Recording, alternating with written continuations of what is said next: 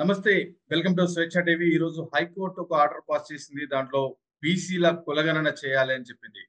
దీనిని తీసుకొచ్చిన ఎర్ర సత్యమన్న మనతో పాటుగా ఉన్నారు. సత్యమన్న నమస్తే. నమస్తే. నమస్తే. నమస్తే. నమస్తే. సత్యమన్న కంగ్రాచ్యులేషన్స్. మీ ద్వారా థ్యాంక్ యూ. బీసీలకు ఒక శుభవార్త వింటున్నాం. అదే. Thank you very much. దీని అంటే ఏంటన్న మీ ప్రయత్నం ఏంటి? ఇది చాలా పెద్ద ప్రయత్నం జరిగింది మన చైతన్య గారిది.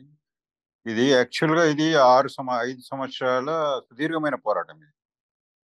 యాక్చువల్‌గా మనం ఈ పిటిషన్ 2019 మార్చ్‌లో ఏసాం ఈ పిటిషన్ ఇది. హ్మ్. అప్పుడు ఉన్నటువంటి బీఆర్ఎస్ ప్రభుత్వము బీసీ రిజర్వేషన్స్‌లను ఎగ్జిస్టింగ్ రిజర్వేషన్స్‌లను కూడా 34 నుంచి 18% కుదించిన సమయం లోపట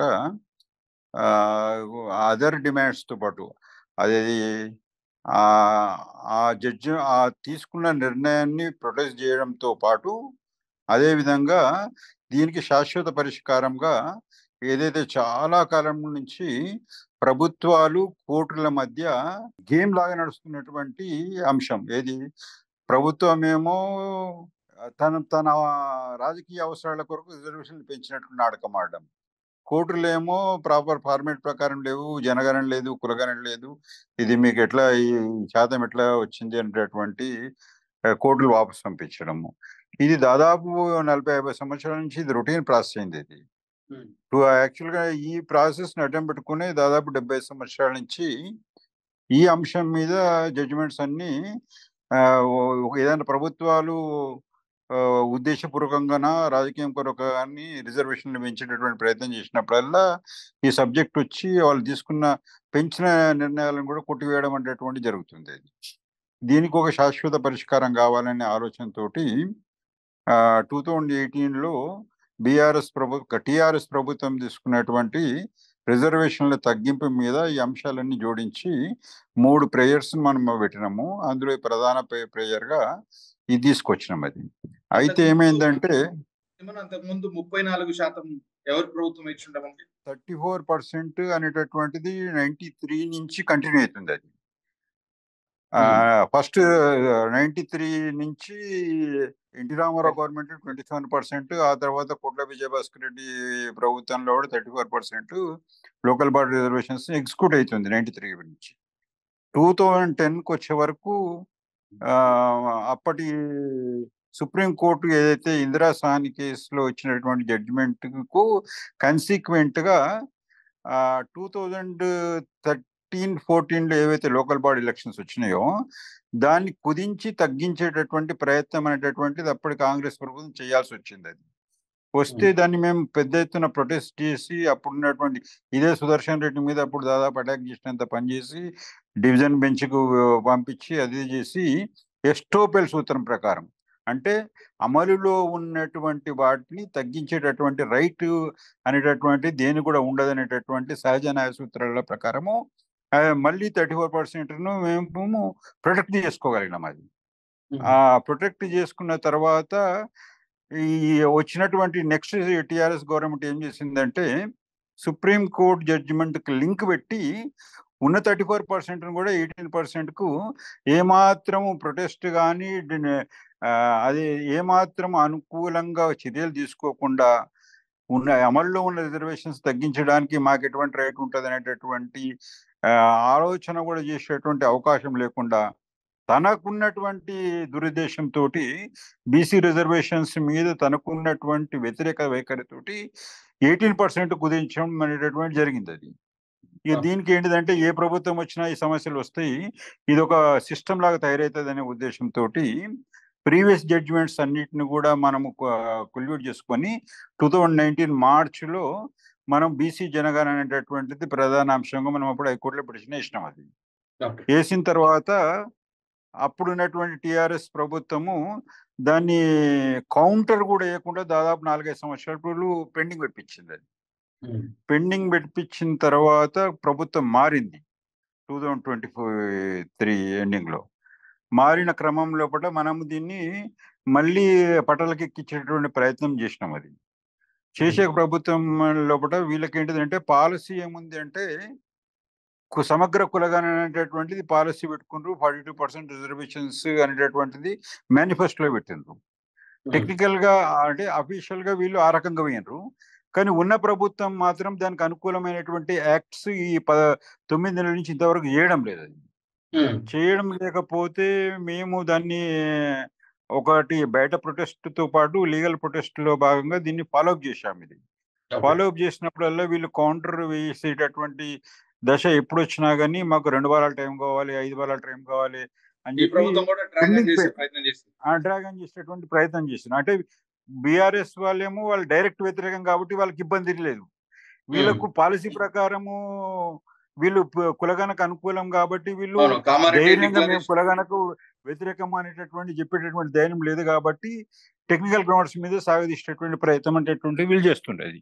చేస్తుంటే దీని మీద లాస్ట్ మంత్ సీరియస్ గా ప్రొటెక్ట్ చేస్తాం మేము.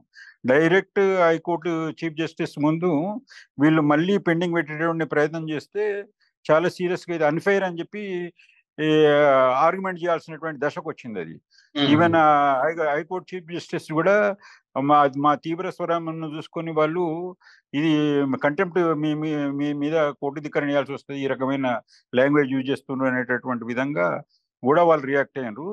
రియాక్ట్ అయిన తర్వాత వాళ్ళకు మన గవర్నమెంట్కి స్ట్రిక్ట్ గా ఆర్డర్స్ ఇచ్చిండ్రు, మీరు ఎప్పుడు చేస్తారో ఖచ్చితంగా చేయండి అని చెప్పినారు. వాళ్ళు మళ్ళీ నెక్స్ట్ వాయిదాలు కూడా ఇదే ప్రయత్నం చేస్తే మేము దాన్ని మళ్ళీ ఒకసారి ప్రొటెక్ట్ చేసినాం. అది ప్రొటెక్ట్ చేస్తే మీరు కోర్టులో కూడా మీ వాయిస్ గట్టిగా వినిపించి కోర్టు ధిక్కరణ వరకు కూడా వెళ్ళాల్సిన పరిస్థితి వెళ్ళినాము. వెళ్ళి మళ్ళీ దీన్ని ఎస్ఎల్పి అప్పుడు కూడా మళ్ళీ వాయిదాకు రెండోసారి మొన్న కూడా వాయిదాకు ప్రయత్నం చేస్తే మీరు పోయిన వారం కూడా వాయిదాకు ప్రయత్నం చేస్తే మీరు మేము మళ్ళీ సీరియస్ గా ప్రొటెక్ట్ చేస్తే వాళ్ళు మేము ఈ పిటిషన్ లో ఇప్పుడు అలవ్ చేసే గవర్నమెంట్ ఇంత స్ట్రిక్ట్ ఉంది కాబట్టి వాళ్ళకు కనీసం ఇంకొక వాళ్ళు అడిగినట్టు ఇంకో 2 నెలల టైం ఇస్తామని చెప్పి వాళ్ళు కోర్టు అనుకూలంగా వ్యాఖ్యానాలు చేసేటువంటి పరిస్థితుల్లో పట్ల మేము దాన్ని మళ్ళీ సీరియస్ ప్రొటెక్ట్ చేస్తే వాళ్ళు మీరు ఎస్ఎల్పి వేసుకొని మేము రీకన్సిడర్ చేస్తామని అన్నారు. మేము ఎస్ఎల్పి ప్రాసెస్ చేసిన తర్వాత ఇప్పుడు ఈ జడ్జిమెంట్ ఆకస్మికంగా రావడం అంటే ప్రజల దృష్టిలో ఆకస్మికము. టెక్నికల్ అంశాలు, లీగల్ అంశాలు ఒక అద్దుము కూడా దాటిపోయి మేము తీసుకున్న కారణంగా ఈ జడ్జిమెంట్ రావడానికి కారణమైంది. 5 సంవత్సరాల ప్రయత్నం అంటారు. 2019 ఏప్రిల్ నుంచి మార్చి నుంచి నడుస్తున్న ప్రయత్నం ఇది మొత్తం.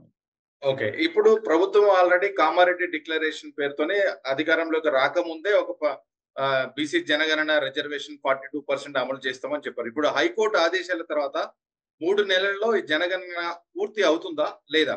జనగణన 3 నెలల టైం అనేటటువంటిది కూడా పెద్ద టైం. అది వాస్తవానికి అంత టైం కూడా అవసరం లేదు. ఎందుకంటే ఇక్కడ గవర్నమెంట్ కు చిత్తశుద్ధి ఉంటే ఈవెన్ ఇప్పుడు జడ్జిమెంట్ కూడా వచ్చింది కాబట్టి గవర్నమెంట్ దీన్ని యాక్చువల్ చెప్పాలంటే 1.5 month కూడా కంప్లీట్ చేసేటువంటి విధంగా కూడా షెడ్యూల్ తయారు చేసుకోవచ్చు. ఎట్లా అంటే ఏంటిదంటే దీనికి ఫార్మేట్ ప్రకారము గవర్నమెంట్ కోర్టు 3 అంశాలను విధించింది. అది చాలా కాలం నుంచి ఒకటి మా బీసీల నెత్తి మీద ట్రిపుల్ టెస్ట్ అనేటటువంటిది పెట్టింది ఒకటి. అది ఈ ట్రిపుల్ టెస్ట్ సిస్టమ్ ప్రకారం కూడా గవర్నమెంట్ ఎంబోడెడ్ కమిషన్ వేసింది. మొన్న గవర్నర్కి ఇచ్చిన నోటిఫికేషన్ సిస్టమ్ ప్రకారం కూడా ఏది మన ఏదైతే మన నిరంజన్ ఆధ్వర్యంలో అయితే బీసీ కమిషన్ ఏర్పడిందో దానికి గవర్నర్కి ఇచ్చినటువంటి దాంట్లో కూడా ప్రామల్గేట్ ఏం చేశారంటే ఇది ఎంబోడెడ్ కమిషన్ గా దీన్ని డిఫైన్ చేశారు వీళ్ళు మొత్తం. కాబట్టి ట్రిపుల్ టెస్ట్ సిస్టమ్ లోపటి ఉన్నటువంటి మొదటి పాయింట్ ఫుల్ఫిల్ అయిపోయింది. కాబట్టి ఈ ఎంబోడెడ్ కమిషన్ కు పూర్తి స్థాయి న్యాయాత్మకమైనటువంటి రాజ్యాంగబద్ధమైనటువంటి హక్కు అనేటటువంటిది సంక్రమణ జరిగింది మొత్తం.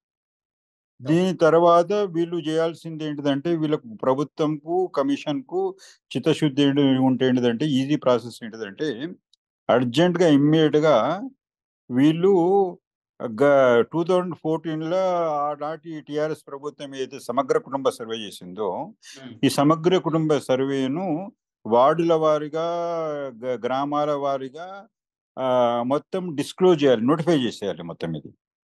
ఇది బేస్ డాక్యుమెంట్ గా మనకు వస్తుంది. ఇది ఇప్పుడు వెళ్ళదు, ఇప్పుడు కాలదోషం పట్టింది, దీనికి ప్రాపర్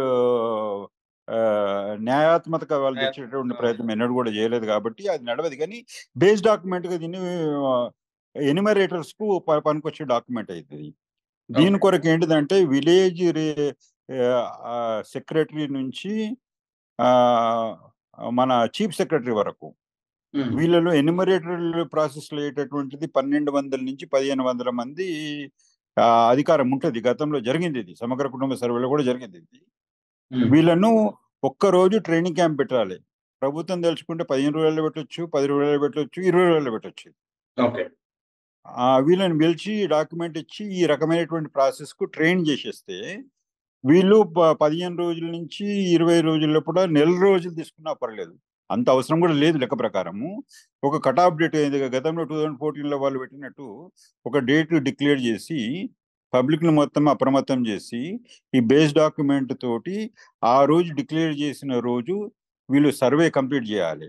అయితే ఇక్కడ ఏంటిదంటే 2 పద్ధతులు ఉన్నాయి. ఒకటి, ఇప్పుడు ఎంబోర్డెడ్ కమిషన్ కు అన్ని చేసే అధికారం ఉంది. కానీ అన్ని చేసే అధికారము వీళ్ళు తీసుకుంటే రాబోయే రోజులలో కూడా కొన్ని లీగల్ అంశాలు మళ్ళీ కొత్తగా వచ్చే అవకాశం ఉంటుంది. కాబట్టి వీళ్ళు ఏంటిదంటే వీళ్ళకున్న అధికార పరిధి ప్రకారము వీళ్ళు బీసీ కమిషన్ ఒక ప్రశ్నావళిని తయారు చేసుకోవాలి. ఇది ఎక్కువ రోజులు పట్టది. ఎందుకంటే ఈ ప్రశ్నావళి విషయంలో కూడా పాత బీసీ కమిషన్ కొన్ని యాక్టివిటీస్ చేసింది.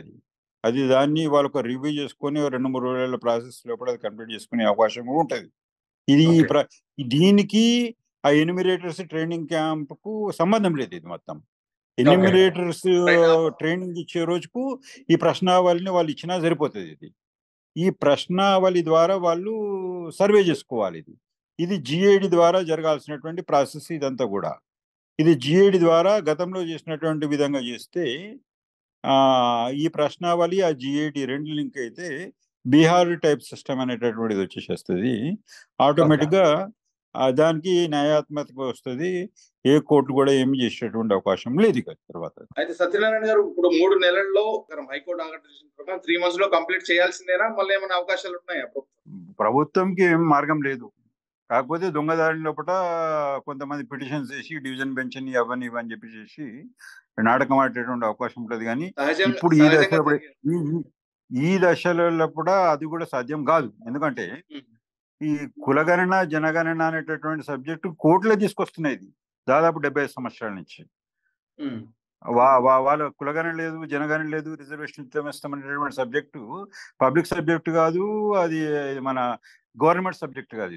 ఇది కోర్టు సబ్జెక్ట్. ఇది మొత్తం ఇది కోర్టులు డిఫైన్ చేస్తున్న సబ్జెక్టే. కాబట్టి వాళ్ళు దీనికి వ్యతిరేకంగా, ఇది జనరల్ రైట్ కదా, ఇది జనరల్ రైట్ కు వ్యతిరేకంగా వాళ్ళు అలౌ చేసే అవకాశం కూడా లేదు. రైట్. అయితే ఇప్పుడు మన రాష్ట్రంలో బీసీల శాతం ఎంత ఉంటుంది అంటున్నారు?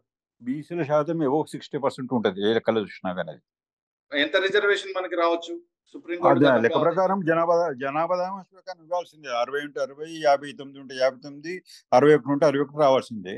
కాకపోతే వీళ్ళకు ఉన్నటువంటి డిస్క్రిషనల్ పవర్ ఏంటిదంటే వాళ్ళు 42% అనేటటువంటిది ఏదైతే వాళ్ళు ఎలక్షన్ పెట్టినరో ఆ 42% వాళ్లకు వచ్చిన జనాభా ప్రకారం ఇవ్వడానికి వాళ్ళకి ఏం ప్రాబ్లం ఉండదు దాంట్లో. ఇప్పుడు మాకున్నటువంటి పరిస్థితుల్లో కూడా మేము కూడా మాకు లెక్క ప్రకారం మేము అడిగేది జనాభా దామాష ప్రకారం అడుగుతాం. ఎందుకంటే 42%, 34%, 45% అనేటటువంటిది అది రైట్ఫుల్ డిమాండ్ రాదు. అది రైట్ఫుల్ డిమాండ్ ఏంటిదంటే జనాభా దామాష ప్రకారం కావాలనేది రైట్ఫుల్ డిమాండ్. మిగిలింది ఏదైనా కానీ బిచ్చము అడుకుండవో రాజకీయ అంశం అవుతుంది మొత్తం. అది అట్లా కాకుండా ఖచ్చితంగా జనాభా ప్రాతిపదికన రావాల్సిందే. అది ఇస్తేనే అది కాన్స్టిట్యూషన్ కానీ లీగల్ సిస్టమ్ కానీ బీసీల ఆత్మగౌరవాన్ని కానీ అది న్యాయం అవుతుంది. ఎందుకంటే బీసీలు ఏంటిదంటే వేరే వాళ్ళది కోరికేటువంటి స్వభావం ఉండదు వాళ్ళకి. అది మాకు కావాల్సింది మాకు ఇవ్వండి అన్నట్టు తప్ప మీది మాకు కావాలని చెప్పేసి అప్పర్ క్యాస్ట్ వాళ్ళు అడిగినట్టు వీళ్ళు అటువంటి అధర్మ ఆలోచనలు ఎప్పుడు కూడా వాళ్ళ బ్లడ్ లో ఉండేది, జెన్స్ లో ఉండేవాళ్ళు. ఈ ప్రభుత్వానికి చిత్తశుద్ధి ఉంది అనుకుంటున్నారా మీరు? ఈ ప్రభుత్వం చిత్తశుద్ధి ఉంటే ఈ 10 months అనేటటువంటిది అబ్నార్మల్ టైం. అది ఈ మా కోర్టు ప్రాసెస్ లో కూడా మేము చూస్తున్నాం కదా, వాళ్ళు ఎంతసేపు అటు పాలసీకి డిబేట్ కాకుండా టెక్నికల్ గా దీన్ని పెండింగ్ పెట్టుకునేటువంటి ప్రయత్నం చేసింది. కాబట్టి వాళ్ళకు చిత్తశుద్ధి ఉంటుందని ఎట్లా అనుకుంటాం? అది ఒకవేళ లేకపోతే మన పోరాటం ఎట్లా ఉండబోతుంది బీసీల తరఫున? ఇప్పుడు దీనికి వీళ్ళు ఆనర్ చేయాల్సిందే ఇప్పుడున్న పరిస్థితుల్లో కూడా. ఆనర్ చేయకపోతే ఇప్పుడు ఆల్రెడీ ఇది ప్రొటెస్ట్ కార్యక్రమం చాలా కాలం నుంచి నడుస్తుంది. ఇది మేము కోర్టులో పిటిషన్ వేయక ముందు కూడా 2018 నుంచి ఈ సబ్జెక్ట్ మేము పబ్లిక్ లోకి తీసుకెళ్తున్నాం. వివిధ ఫార్మాట్స్ లో కూడా ప్రొటెస్ట్ చేస్తున్నాము. ఇది ఈ డిమాండ్ ఎప్పుడు కూడా మేము వెనక పోలేదు మాకు. కాకపోతే ఇప్పుడు కొత్తగా ఏంటిదంటే మాకు ఎన్నో సంఘాలు ఎన్నో రకాలు కూడా యాడ్ అయినాయి. వాడు రాజకీయం కొరకు యాడ్ అయినరా, చిత్తశుద్ధితో యాడ్ అయినరా అనేటటువంటిది కాల పరీక్షలో తెలుస్తుంది.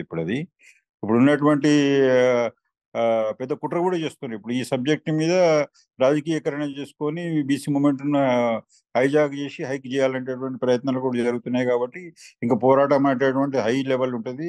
అది కాంగ్రెస్ ప్రభుత్వం కూడా మంచిది కాదు, వాళ్ళకు కూడా మంచిది కాదు. ఎందుకంటే కాంగ్రెస్ ప్రభుత్వము రావడానికి కొరకు బీసీలు చాలా కష్టపడ్డారు. కాబట్టి వాళ్ళు బీసీలను దూరం చేసుకోవడం అనేటటువంటిది, ఇప్పుడు కాంగ్రెస్ అంటే ఓన్లీ కాంగ్రెస్ పార్టీ ఒకవైపు ఉంటుంది, రెడ్డి ప్రభుత్వం ఒకవైపు ఉంటుంది. వీళ్ళు పార్టీ సిస్టమ్ ను వాళ్ళు అంత ఘోరంగా డివైడ్ చేయడం వాళ్ళకు కూడా అంత ఈజీ కాకపోవచ్చు. Thank you. ఎనీవే కంగ్రాచులేషన్స్ సత్యం గారు. Thank you.